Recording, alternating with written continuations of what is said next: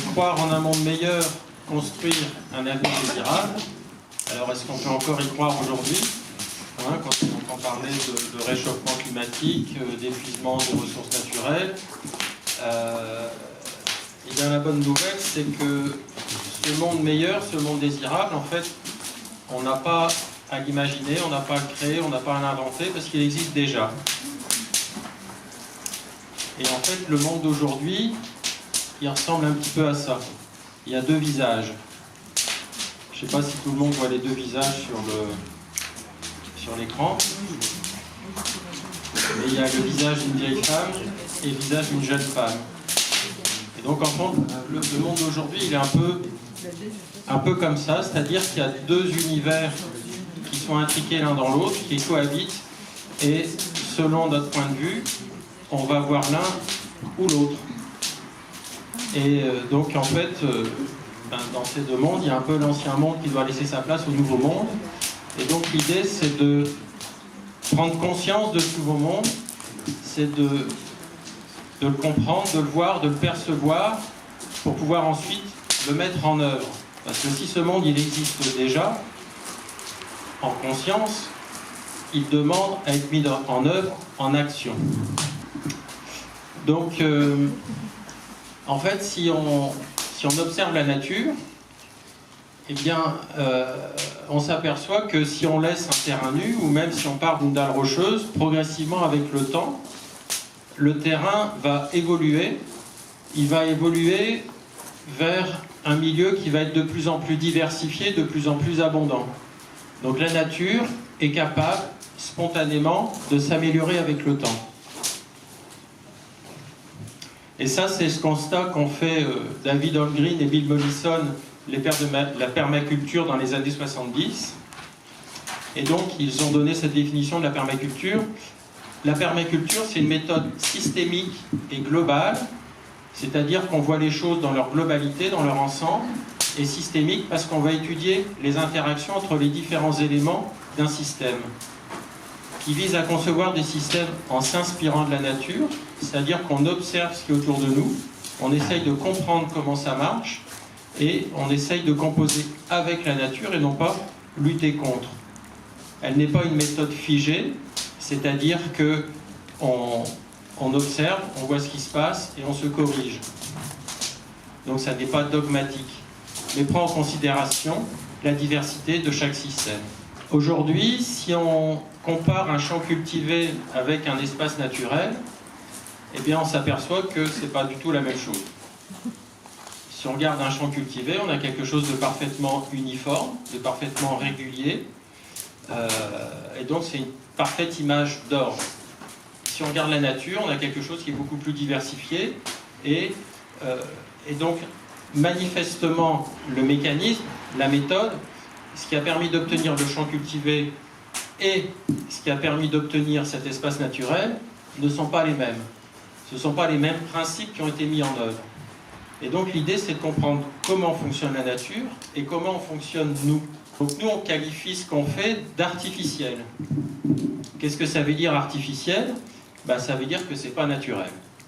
Et donc instinctivement, nous nous considérons comme étant différents ou extérieurs ou à part par rapport à la nature. Et si on pense nature ou loi de la nature, qu'est-ce qui nous vient à l'esprit? Qu'est-ce qu'on a appris quand on était petit? Et donc ce qui vient à l'esprit, c'est des notions comme la loi de la jungle et la sélection naturelle. Et donc, quelle image ça nous envoie, cette notion de loi de la jungle? Une image qui voudrait dire que la nature sauvage est un milieu où les espèces se dévorent entre elles, où pour survivre, il faut manger l'autre, où l'autre est perçu comme une menace ou comme une proie, et un milieu où c'est manger ou être mangé, où il faut toujours lutter contre les éléments pour survivre. Et ce qui va nous conforter dans cette vision, c'est que, en plus, avec la sélection naturelle, eh bien, on nous dit que c'est comme ça qu'on s'améliore. C'est-à-dire que la nature, elle va produire au hasard des aléas génétiques, quelque part des erreurs ou des essais, et la loi de la jungle va venir corriger ça en éliminant ce qui est moins bon. C'est-à-dire qu'en fait, la nature serait capable de s'améliorer en procédant par élimination. Moi, ce que je dis, c'est qu'on ne peut pas évoluer vers la diversité et l'abondance en procédant par élimination. C'est juste incohérent.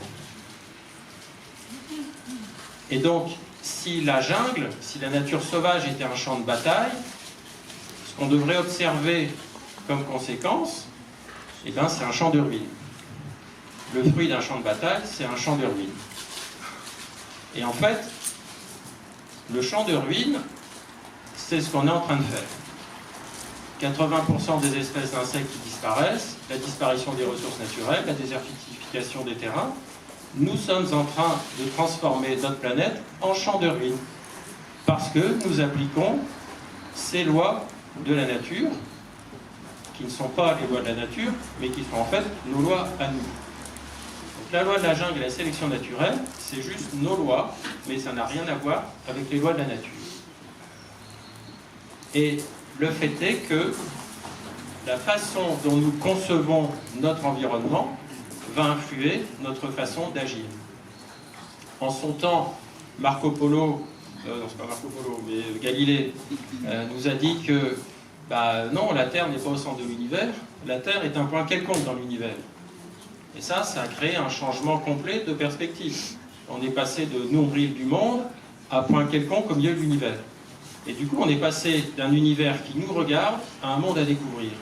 Et ça a ouvert la porte au siècle des Lumières, et c'est ce qui fait que Christophe Colomb s'est lancé par-delà les océans pour découvrir l'Amérique. Et donc, juste ce changement de point de vue, ce changement de conception de notre environnement, change complètement notre façon de faire et notre façon d'appréhender notre univers. Donc, la loi de la jungle et la sélection naturelle ne sont pas les lois de la nature, c'est juste nos lois à nous. Et dans la nature, dans un écosystème, en fait, chaque espèce, en aménageant son propre espace de vie, contribue à rendre l'ensemble du milieu plus vivant. C'est-à-dire que dans un écosystème, on n'a pas des éléments qui luttent les uns contre les autres, mais on a des éléments qui fonctionnent ensemble.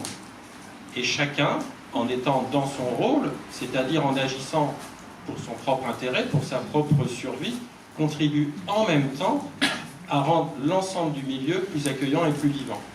C'est-à-dire que dans la nature, on n'a pas les différentes espèces, les différents règnes animales et végétales qui s'opposent, mais au contraire qui cohabitent, qui se complètent et qui contribuent chacun à l'équilibre de l'ensemble et à rendre l'ensemble du milieu toujours plus vivant et plus accueillant. Et ça, c'est aussi ce qu'a dit Adam Smith, le père de l'économie moderne.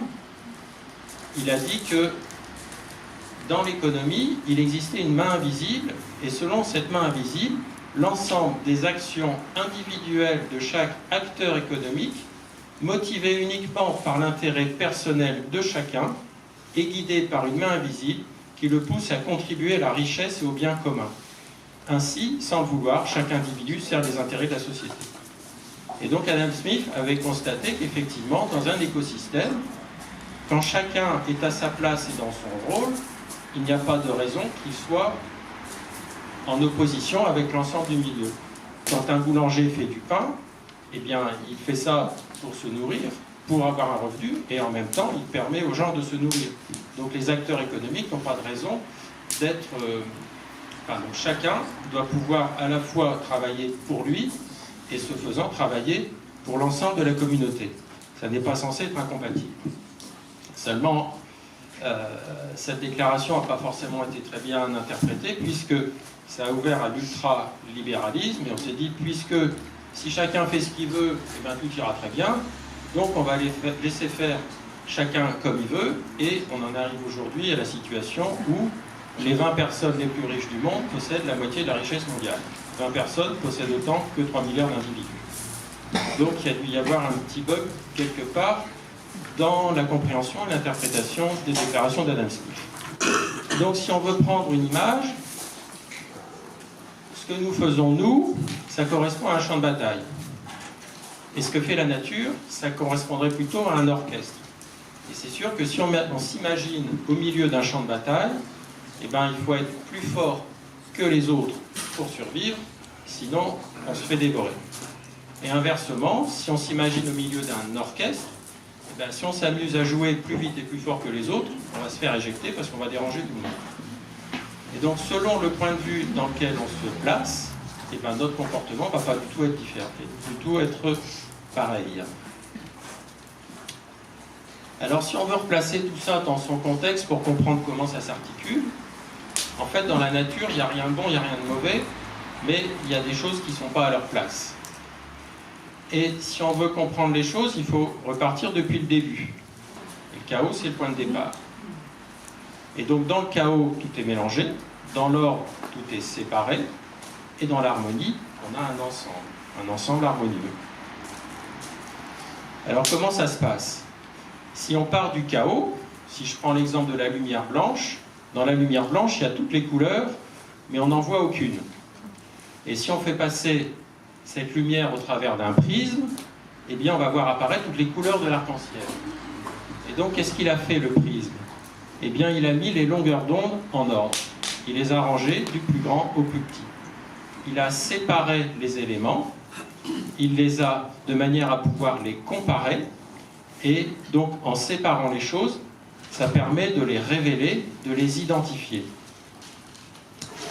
Et donc, quelle est la finalité de cette étape de comparaison? Eh bien, en fait, c'est de révéler les individus.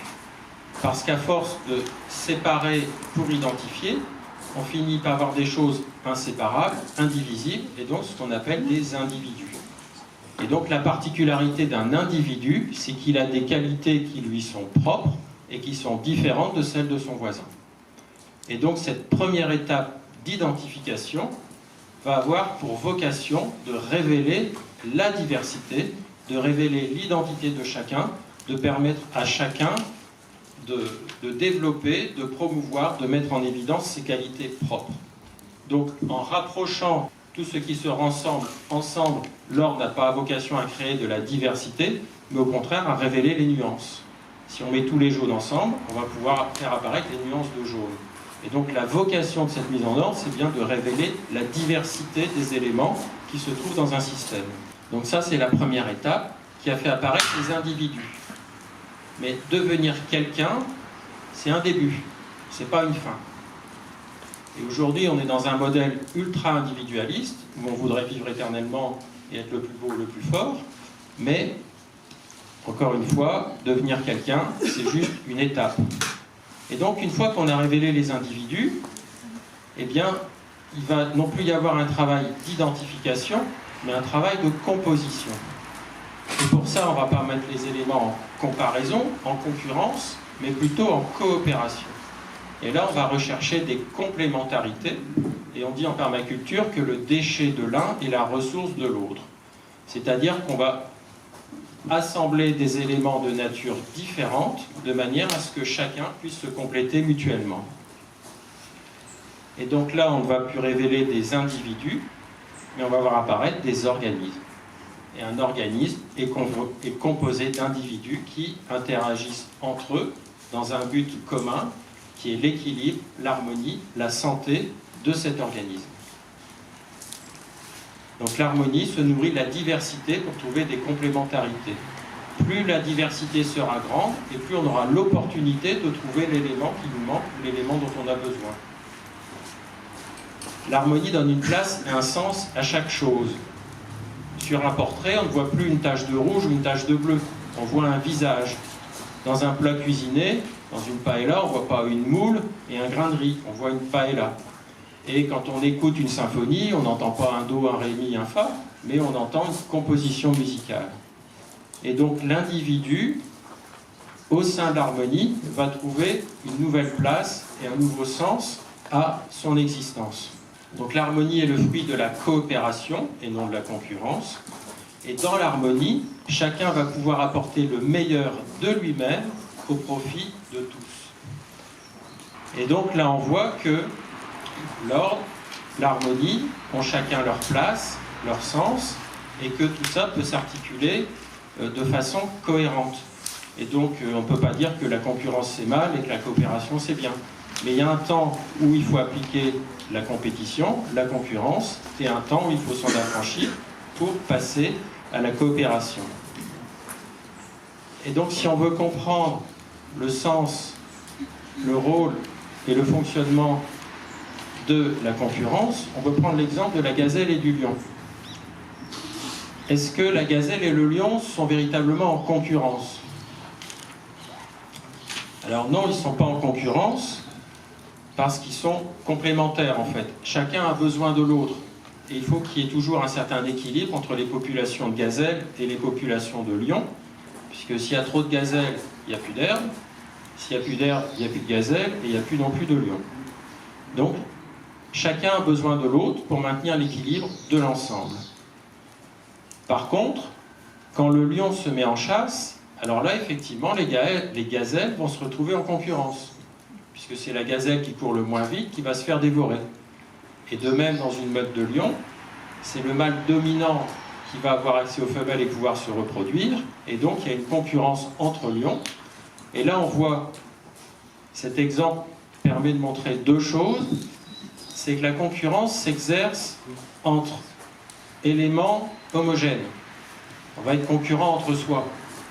On va être concurrent avec ceux qui ont le même besoin que nous, avec ceux qui sont comme nous. Mais si on a affaire à deux espèces différentes, on n'a pas de raison d'être en concurrence. On va plutôt être complémentaires ou on n'aura rien à voir ensemble. Mais la concurrence se fait au sein de groupes homogènes. La deuxième chose, c'est que en éliminant une partie de la population, la concurrence va permettre de réguler les populations. Et quand on fait un travail de composition, eh bien, il faut respecter des proportions. Quand on fait un plat cuisiné, il faut une certaine quantité de sel, une certaine quantité de légumes, et ainsi de suite. Donc il y a un respect des proportions, de manière à toujours préserver l'équilibre de l'ensemble. Et la troisième chose, c'est que la concurrence va pousser chacun à exprimer et à révéler le meilleur de lui-même, sinon effectivement il va être éliminé. Et donc quand on veut si on veut faire un tableau par exemple, on va sélectionner les meilleures peintures, les meilleures couleurs. Et donc il y a un travail de sélection qui va précéder le travail de composition. Un milieu qui met en exergue la concurrence, c'est le sport. Et aux Jeux Olympiques, on voit bien qu'on ne fait pas courir des cyclistes contre des piétons. Et il n'y a pas de compétition sans règle du jeu. S'il n'y a pas de règle du jeu, effectivement, c'est la loi de la jungle, la loi du plus fort. Et que fait le plus fort? Il élimine le plus faible et il reste tout seul.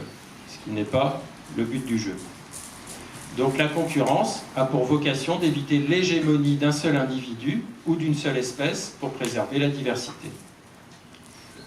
Et s'il n'y a pas de diversité, eh bien tous les individus ont le même besoin et produisent le même déchet, ce qui entraîne à la fois des pénuries et des pollutions. L'uniformité va mener à terme à la désertification. Alors tout à l'heure, je vous disais que le monde d'aujourd'hui, il est à deux visages, et que l'ordre et l'harmonie, ils sont un peu confondus l'un dans l'autre, et que le problème, c'est que souvent, on ne fait pas la différence. On va mettre de la concurrence alors qu'il faudrait mettre de la coopération, et réciproquement. Et un exemple, c'est dans le langage courant, les termes partage et échange sont des termes que l'on confond. Quand on parle d'économie du partage, en fait, c'est plutôt de l'économie de l'échange. Quand on fait du covoiturage, c'est un échange, c'est pas un partage. Et donc, le terme partager étymologiquement, c'est faire des parts. Quand on fait une part, on sépare, on divise. Les parts sont individuelles. La tarte, elle est divisée, donc elle est diminuée. Plus on est nombreux, et plus les parts sont petites. Et donc, dans le partage, on est en concurrence. Donc, le partage, ça relève de l'ordre. Par contre, dans l'échange, c'est le contraire. Plus on est nombreux, et plus on aura l'opportunité de trouver l'élément qui nous manque. Et dans le partage, on va demander l'effort de chacun au profit de tous. Et la contribution de chacun va profiter à tout le monde. Donc la tarte, plutôt que la diviser en parts individuelles, on peut aussi la faire ensemble, et chacun viendra avec un ingrédient, avec son savoir-faire, ou prêtera sa cuisine. Et le bilan du partage, c'est qu'au final, il ne reste plus rien. Alors que le bilan de l'échange, c'est que chacun pourra repartir avec une tarte, et en plus avec le savoir-faire pour pouvoir en refaire chez lui.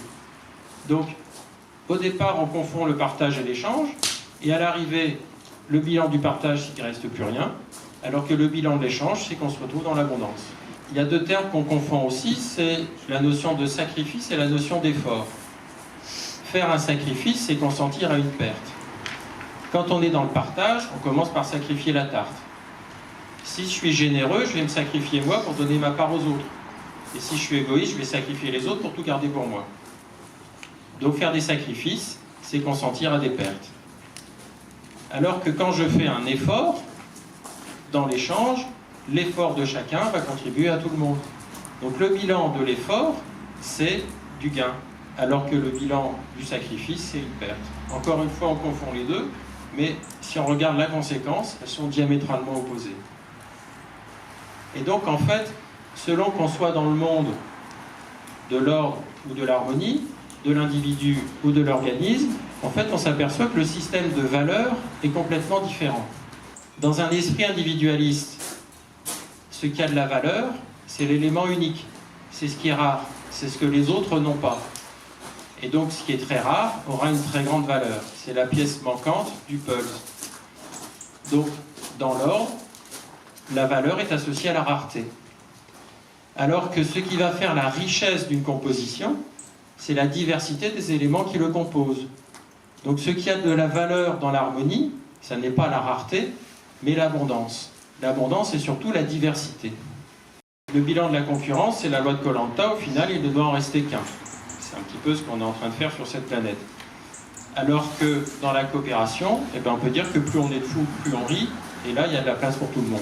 On peut dire aussi qu'une ressource matérielle va se partager, comme un filon d'or. Donc en fait, une information ne se partage pas, elle s'échange. Maintenant, si on applique les mêmes lois pour le partage et pour l'échange, si on découvre un filon d'or, si on donne la nouvelle à tout le monde, c'est la ruée vers l'or et il n'y a plus d'or. Le filon s'épuise. Donc, une ressource rare et précieuse, il faut la préserver. C'est pour ça qu'elle a de la valeur. On donne de la valeur à ce qui est rare, parce que si on n'en donne pas, ça disparaît et c'est une perte de diversité. Alors qu'une information qui peut sauver des vies, dire c'est toi qui l'as trouvée, tu la gardes pour toi, elle t'appartient, t'en fais ce que tu veux, et tu as le droit de ne pas la donner aux autres, c'est un non-sens absolu. Une information est faite pour se divulguer.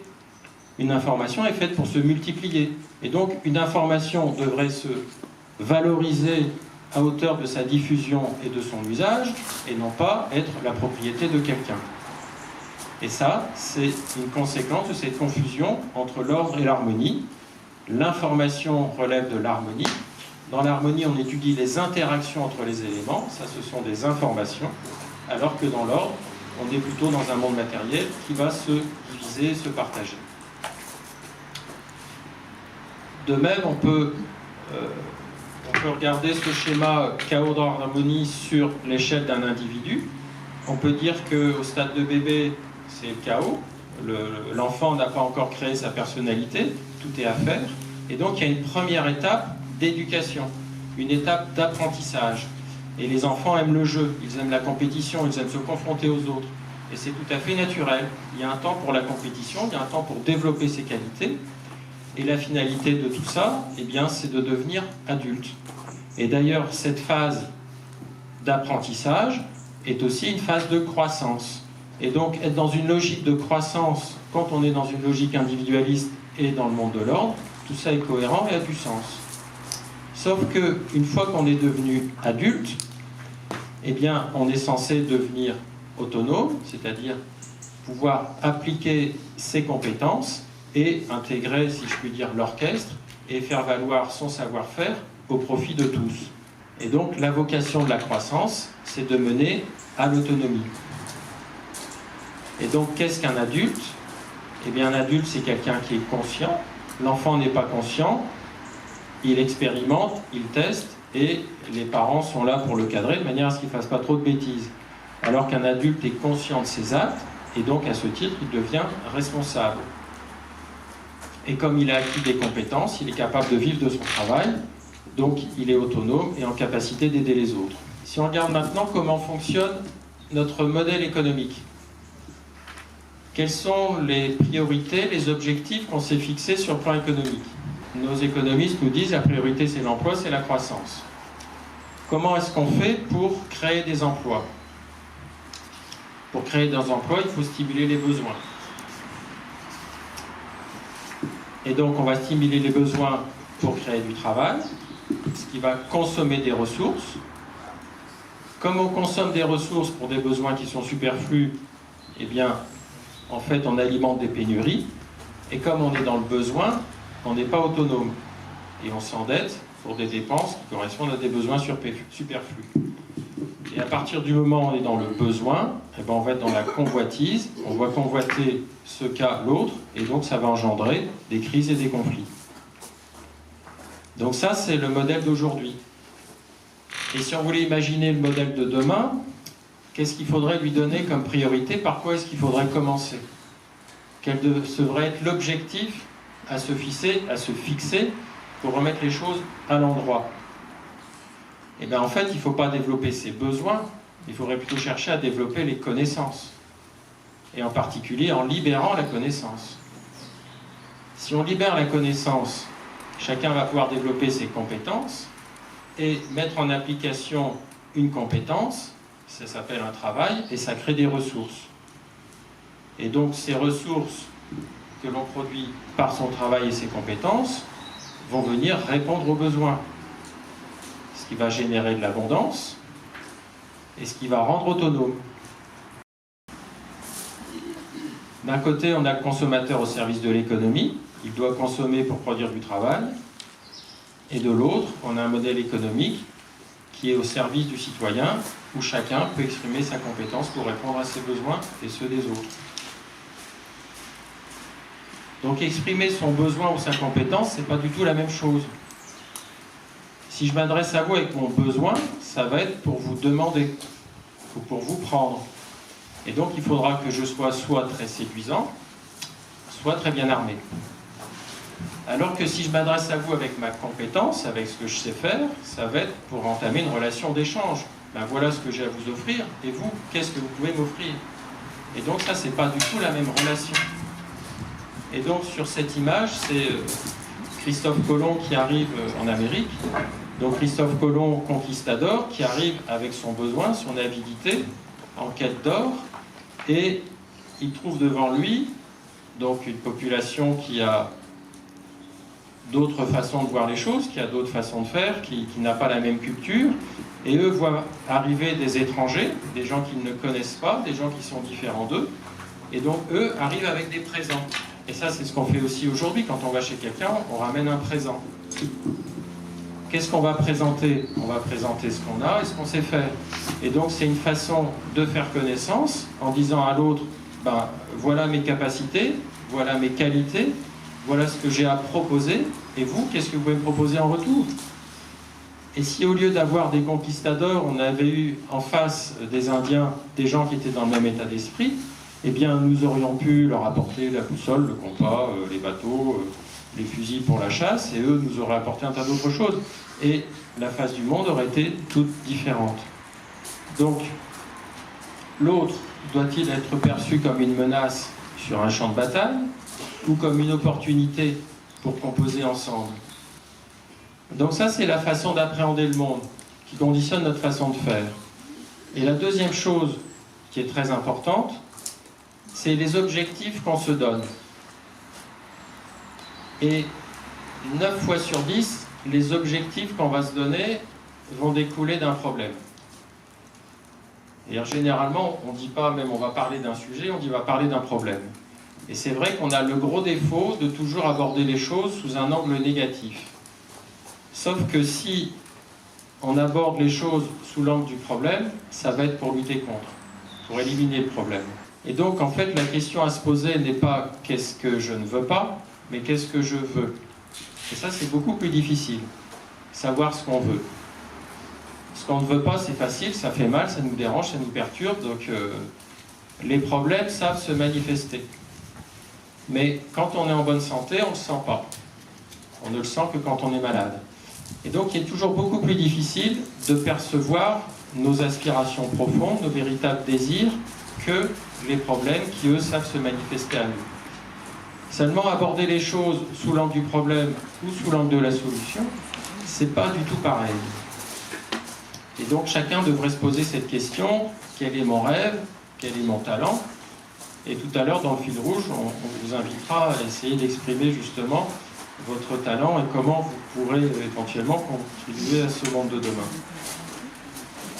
Donc qu'est-ce que c'est qu'un idéal? Comment on reconnaît un idéal? Donc la santé, par exemple, c'est un idéal.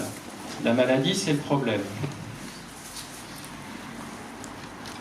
La particularité d'un idéal, donc les idéaux sont universels. Déjà, généralement, a priori, on a tous les mêmes idéaux. Tout le monde veut être en bonne santé, tout le monde veut être libre, tout le monde veut être éduqué, tout le monde veut être autonome. La deuxième chose, c'est qu'un idéal n'a pas besoin du problème pour exister. Il n'y a pas besoin d'être malade pour être en bonne santé.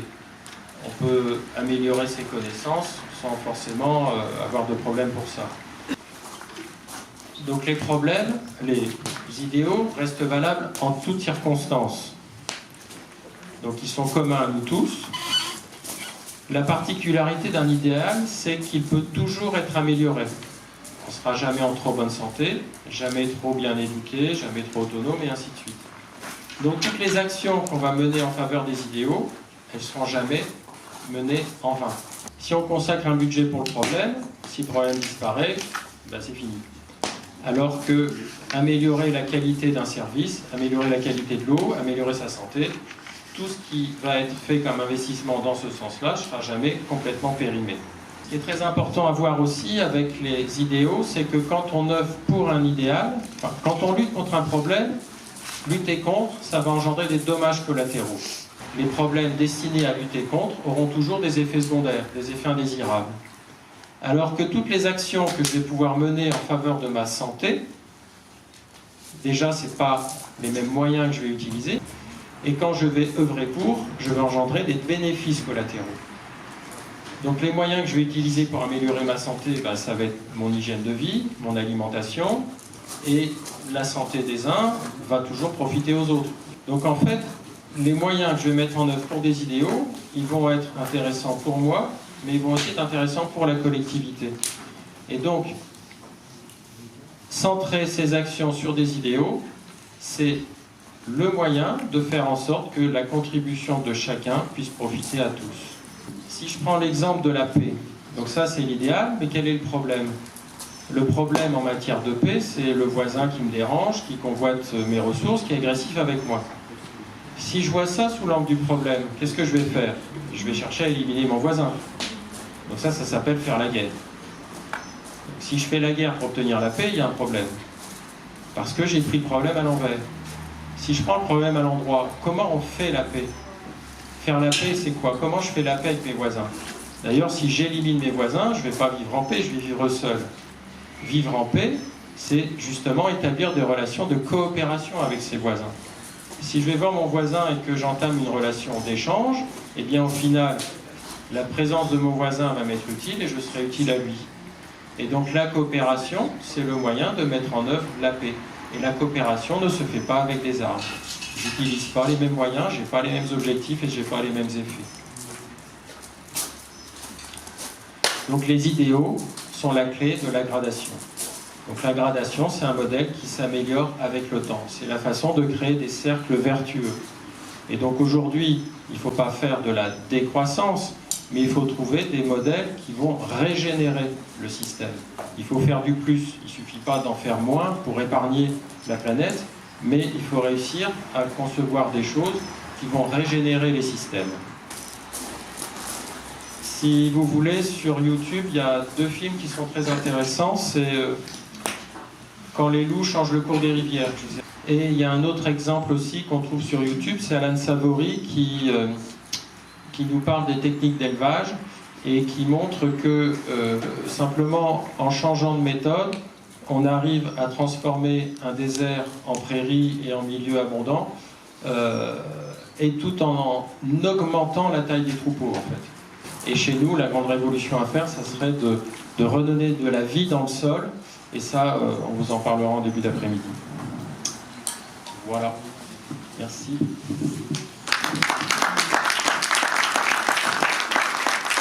Là aussi, j'ai écrit un livre Ah qui bah, reprend le thème de, ah bah voilà. le thème de ce que je viens de vous exposer. Enfin, j'en ai écrit deux même. Donc, de l'ordre à l'harmonie, l'éveil d'un monde nouveau. Donc là, c'est plus un conte quantique ou un conte philosophique qui expose un peu ma vision de l'univers. Alors, s'il y a des gens intéressés.